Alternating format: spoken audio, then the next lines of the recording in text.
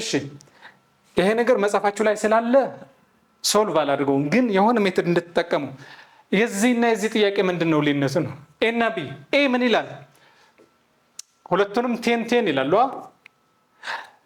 what would be the annual salary in the 10th year እና እቺ 10th year እና እንደገና what would be how much earn ያደርጋል 10 year ምንድነው ሁለቱም 10 አመት ማን ነው A8 ማን ነው S8 ብዙ ጊዜ አርትሜቲክ ሲኩዌንስ ነው እየሰራን ያለ ነው ግን ጂኦሜትሪክ ሲኩዌንስም አለ እንደነገርኳችሁ የሆነ አቶሚክ ዲኬይ ሲኖር ለምሳሌ እቺ A8 ናት ለምን S አልሆነችም እቺ ደግሞ S8 ናት አሁንም 8 አልኩ 10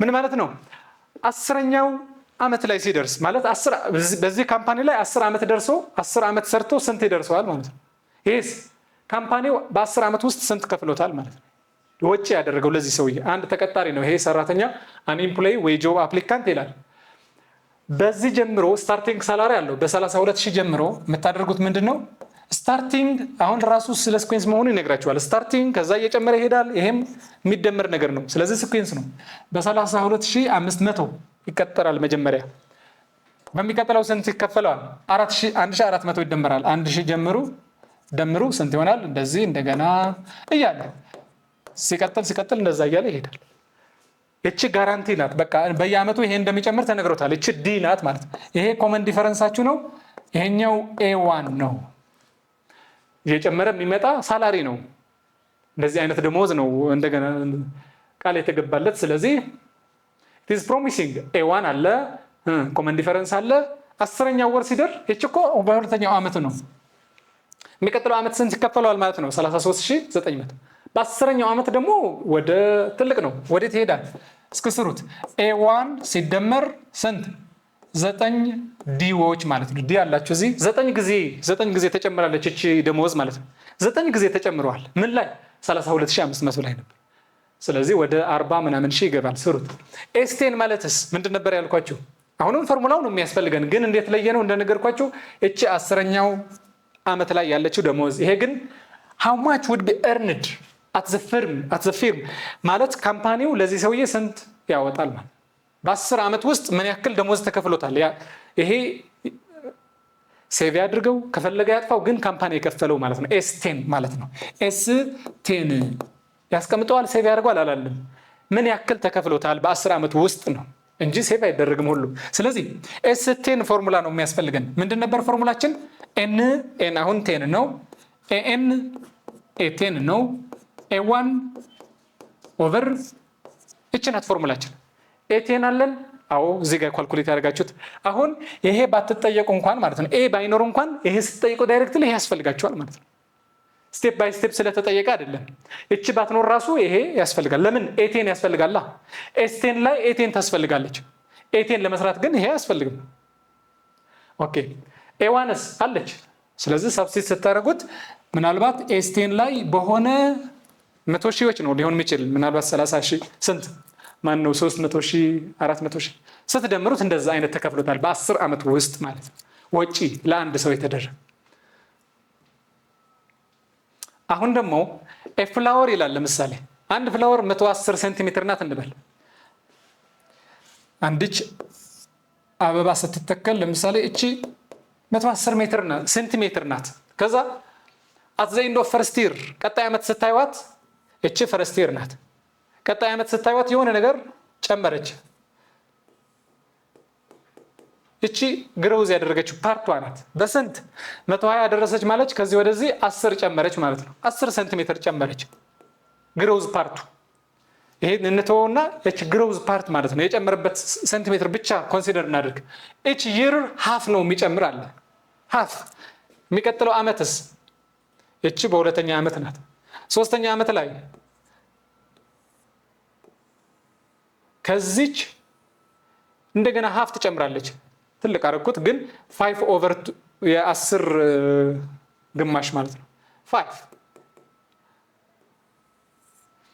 አራተኛ አመት እያለች ብትሄዱ እቺ ደግሞ የ5 ግማሽ 5 ኦቨር እያለ ይሄዳል ማለት ስለዚህ ምን ማለት ነው ሰንስ ይፈጥራል ራሱ ብታዩት መጀመሪያ በ10 ቶሎ ያድጋሉ አይደል? እጽዋት ሰውም እንደዛ ነው። በወጣትነት ጊዜ ቶሎ ቶሎ እናድግና ከዛ አልሞስት ትንሽ ኮንስታንት ማለት እንደዛ በ10 ሴንቲሜትር ያድጋል። ከዛ በ5 ሴንቲሜትር 2.5 ከዛ 2.5 ደግሞ ሀፍ እያለ ይሄዳል ማለት ነው። በትልቅ በትንሽ ያለ መጀመሪያ ትልቅ ይጀምራል። ይሄ ጂኦሜትሪክ ሲኩዌንስ ነው ባይዝ በዚህ እንደዚህ አይነት ብታዩት እቺ ፓርት ብቻ ማለት ነው 10 ነበረ። ግሮውዝ ፓርቱ ግሮውዙ በሲኩዌንስ ብታስቀምጡት 10 ነበረ።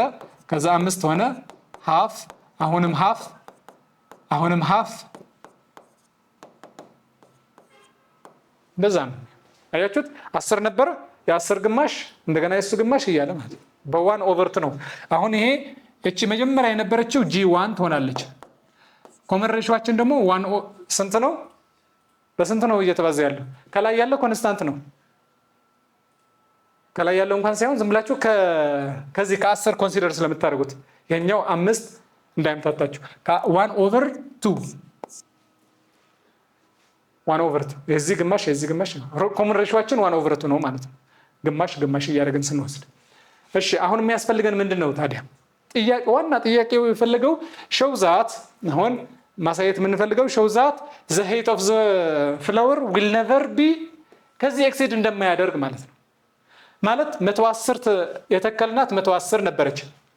ሄደ ከተባለ መጨረሻ የምታድገው ስንት ነው ማለት ነው? ከ130 እንደማትበልጥ እንዴት ነው ቼክ የምናደርገው? ይሄ ሊበልጥ እኮ ይችላል ግን እርግጠኛ መሆን አለብን። 110 ሴንቲሜትር ነበረች በመጨረሻ ፎርኤቨር ብትኖር ነው እንጂ ፍላወር አይኖርም። ግን ቢኖር እያለች ብትኖር 1 ሚሊዮን ቢሊዮን ትሪሊዮን ፎርኤቨር ብትኖር እንኳን ከ130 አይበልጥም። በዚህ አካሄድ ማለት ነው የሚለን። ቼክ እናድርግ። ቼክ ስናደርግ ኤ ሳይሆን አሁን ጂ ነው። ጂኦሜትሪክ ፎርም ነው ያለው። አያችሁት? ጂኦሜትሪክ መሆኑን የምታውቁት እንዴት ነው? ግማሽ የሱ ግማሽ እያለ ስለሚሄድ ማለት ነው። በ1/2 ከዚህ ወደዚህ በ1/2 ነው የተባዘው። ከዚህ ወደዚህ በ1/2 ወይም ደግሞ ወደ ኋላ ማከፈል በ10 ጀምረን ኮመን ሬሾአችን ደግሞ 1/2 ሲሆን እነዚህ ሬሾዎች አሁን መጻፋቸው ላይ ባይዘው ግራፍ አለች። ግራፉ ሳይኔ መጀመሪያ ምንድነው ይሄ ብዬ ነበር። እንደዚህ አይነት ግራፍ አደረገ ማለት ይሄ መነሻ ነው። እቺ 10 ከዛ የሆነ ነገር 5 ከዛ እቺ ዶት እያደረገ እንደዚህ ወደ 0 ሲመጣ ይሄ ታይም ነው። ይሄ ታይም ይሄኛው ደግሞ ግሮውስ ታይም በቆጠረ ቁጥር እስከ ኢንፊኒቲ በሄደ እየቀነሰ ይመጣል። እንዴ የፍላወሩ እያደገ ይሄዳል እንጂ እየቀነሰ ነው እንዴ ብዬ ነበር መጀመሪያ እንደዚህ ስታዩት ዝም ብላችሁ።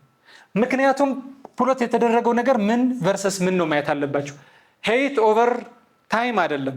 ሄይት ቨርሰስ ታይም ሳይሆን ግሮውዝ ፓርቱ ያቺ ግሮውዝ መጀመሪያ በ10 ያድጋል ከዛ በ5 ከዛ ሃፍ እያለ ግሮውዝ ፓርቱ ነው ኮንሲደር ያደረግነው። ይሄ በዚህ ያክል ያድጋል መጀመሪያ ከዛ በዚች ኦልሞስት ከዛ በኋላ ማደግ ያቆማል። እንደምን ወደ 0 አሲምፕተት ታስታውሳለች። ወደ አሲምፕተት ወደ 0 ማለት። ስለዚህ ኤስ ኢንፊኒቲ ነው የምንፈልገው። ለምን ኢንፊኒቲ አልኩ? ፎርኤቨር ብትቆይ እንኳን ስንት ይሆናል? እነዚህ ግሮውዞች እየተደመሩ ስንት ይሆናሉ? በስንት ታድጋለች? መጀመሪያ በ10 ሴንቲሜትር እንዳደገች እኮ ይታወቃል። 110 ነበረች ሲደመር 10 ሲደመር 5 ሲደመር 5/2 ሲደመር እያለ እንደምንሄድ ታውቃል። እነዚህ ግን ከ130 እንደማይበልጡ እንዴት እርግጠኛ እንሆናለን? እነዚህ የሚደመሩ ፍራክሽኖች ግሮውዝ ፓርቶች ምንድነው ፎርም ያደረጉት? ጂኦሜትሪክ ሲኩዌንስ ማለት ነው። ስለዚህ ስለምንደምራቸው ስሬስ ይሆናል። አሁን ስሬሱ ስንደምረው ፎርሙላ ምንድን ነበር? ኤን ኦቨር እሷ ልጠቀምም አሁን እንዳትሸወዱ። ብዙ ጊዜ እሱን ስለተጠቀምኩ እሱ ነው እንዳትሉ። ጂኦሜትሪክ መሆኑ ማወቅ አለባችሁ። ለዛ ነው መጀመሪያ አይታችሁ አርትሜቲክ መሆኑን ጂኦሜትሪክ መሆኑን ካለያችሁ በቃ ሁሌ ኤስ ብላችሁ እንደዚህ ብዙ ጊዜ ስለጻፍኳት እቺ ነገር በቃ እሷ ናት እንዳትሉ። ኖ ዚስ ኢዝ ኖት አርትሜቲክ። አሁን ጂኦሜትሪክ ላይ ነው። የጂኦሜትሪክ ማስታወስ አለባችሁ። ምንድን ነበረች? ሪሜምበር G1 into 1 minus R 1 minus R ከዛቺ ኤን አስታውሳችኋት? እቺ ናት። ግን ኢንፊኒቲ ነው እኮ ይሄ ኢንፊኒቲ ነው። ኮመን ሬሾአችን ደግሞ ለስዛን 1 ነው። እቺ 0 ናት ማለት አታስፈልግም አይደለ? ይሄ እኮ ወደ 0 ነው የሚሄደው። ግራፍ እኮ ተደርጎላችኋል። ወደ 0 አት ኢንፊኒቲ አስ ታይም ጎዝ ቱ ኢንፊኒቲ ወደ 0 እንደሚመጣ ያሳያል። ይሄ ራሱ እየነገራችሁ ነው 1/2። ስለዚህ ማን ብቻ ቀረልኝ? G1 እና 1 minus R ድጋሚ ድራይቭ አደረግናት እንደማለት ነው። ቶሎ የሸመደደ ሰው ይሄን ይጽፋል። ግን ደግሞ እርግጠኛ ነኝ ብሎ እንዳይጠራጠር ደግሞ ከዚያ ያመጣታል። ሲምፕል ናት። እቺ ፓርት ናት ዜሮ የምትሄደው። ስለዚህ ኤስ አት ኢንፊኒቲ ጂ1 ስንት ነው? 10 ኦቨር 1 ማይነስ አር ስንት ነው? 1/2 10 ኦቨር ከአንድ ግማሽ ስትቀንሱ ግማሽ ገልብጣችሁ ስታባዙት ደግሞ 20 ሴንቲሜትር ሄደ ከተባለ እነዛ የሚጨመሩ ግሮዞች 20 ናት ማለት ነው። ስለዚህ ስንት ነበረች? 110 መጀመሪያ መነሻችን ማለት 110 ነበረች። ስትተከል መጀመሪያ በስንት ጨመረች? 20 ፕላስ እቺ ፓርት 20 ናት። 20 ጨምሮ አሁን ስንት ነው ሊሆን የሚችል? 130። ከዚህ ሊበልጥ አይችልም በፍጹም። እቺ አበባ ከ130 ፎር ኤቨር ብትቆይ እንኳን አትጨምርም ማለት ነው። ኢት ካን ኖት ኤክሲድ ነው የሚላችሁ አይደለ? ኢት ዊል ኔቨር ኤክሲድ 140 ሊሆን አይችልም። 131 እንኳን ሊሆን አይችልም ማለት እስከ ኢንፊኒቲ ነው አይደመር ነው ቢ ፎር ኤቨር ብትኖር ብለን ነው። እሱ የነገረን ደግሞ ማን ነው? ጂኦሜትሪክ ሲሪስ። ስለዚህ በ1.5 ምንድን ነበር ያየነው? አፕሊኬሽንስ ኦፍ ሲኩዌንስ ኤንድ ሲሪስ። ዴይሊ አፕሊኬሽን ላይ ብዙ ፕሮብለም ሶልቭ ስናደርግ ነበር አይደለ? በዚህ ቪዲዮ ምን ላይ ለምሳሌ ሴቪንግ እና ኢንቨስትመንት፣ በተለይ ባንክ ኮምፓውንድ ኢንተረስት አሁን በተሰሩት ጂኦሜትሪክ ሲሪስ ነው ፎሎ የሚያደርግ። ሎን ሪፔይመንት ስንልም ነበረ የተወሰነ በየወሩ ለምሳሌ 5000 የምከፍለው ብድር ካለኝ ኢትዝ የሲኩዌንስ ፎርም ነው የሚይዘው። ኮንስትራክሽን እና ዲዛይን፣ ኢንጂነሪንግ፣ ብዙ ፖፑሌሽን ግሮዝ፣ የባክቴሪያ ፓርቲክል ፊዚክስ ወይም አቶሚክ ፊዚክስ ላይም የዲኬይ ሃፍ ላይፍ ኦፍ ዲኬይ የምንለው አለ። ስፖርት እና ፊትነስ ለምሳሌ እያልን ነበረ። ቴክኖሎጂ ላይ እነዚህ የሲኩዌንስ እና ሲሪስ ዴይሊ አፕሊኬሽን አፕላይ የምናደርጋቸው ነው። የሆነ ፕሮብለም ደግሞ ለማቅለል ነው የሚጠቅም።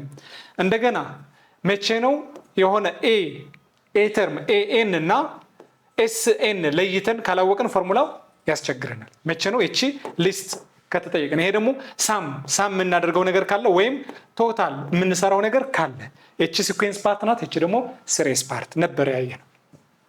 በአጠቃላይ ስናየው የዛሬ ዩኒት ሳምሪያችን ዩኒት 1 የግሪድ 12 ስናይ ኢንትሮዳክሽን ቱ ሲኩዌንስ ኤንድ ሲሪስ አየን።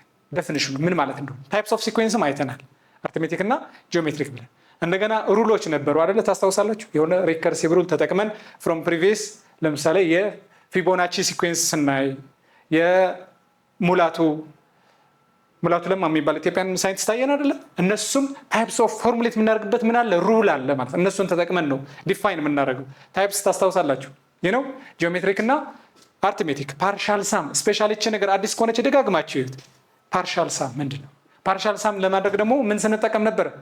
ሲግማ ኖቴሽን። ኢንፋይናይት ሲሪስ መደመር ይቻላል? ኢንፋይናይት ነምበርስ አናቅም እኮ ሁለት ነምበር መደመር እንችላለን፣ ግን ኢንፋይናይት ነምበር መደመር ይቻላል ኢፍ ኢት ኢዝ ኮንቨርጀንት ማለት። ዳይቨርጀንት ከሆነ አትችሉም። እያደገ የሚመጣ ቁጥር መደመር አትችሉም። አፕሊኬሽን በመጨረሻ ደግሞ አይተናል ማለት ነው። አይ ሆፕ ኢንጆይ ያደርጋችሁታል። እያንዳንዱ ላይ እያያቸው እናንተም ብዙ ፕሮብለም ሶልቭ አድርጉ ማለት ነው። ጨርሰናል። ቀጣይ በቻፕተር 2 እንገናኛለን። በጣም ኢንተረስቲንግ ነው። እሱ ደግሞ ኢንትሮዳክሽን ቱ ካልኩለስ ነው። ይሄ ፕሪ ካልኩለስ ነው። ባይ ዘ ዌይ በጣም ኢንተረስቲንግ ነው። ብዙ ጥያቄዎች አሉ። እናንተም ኤክሰርሳይዝ አድርጉ። እስከዛው ቻው። እሺ ውድ ተማሪዎች፣ በዚህ ቪዲዮ ያየናቸው ነገሮች አይ ሆፕ እንደገባችሁ። በቀጣይ ቪዲዮ እስከምንገናኝ ቻው።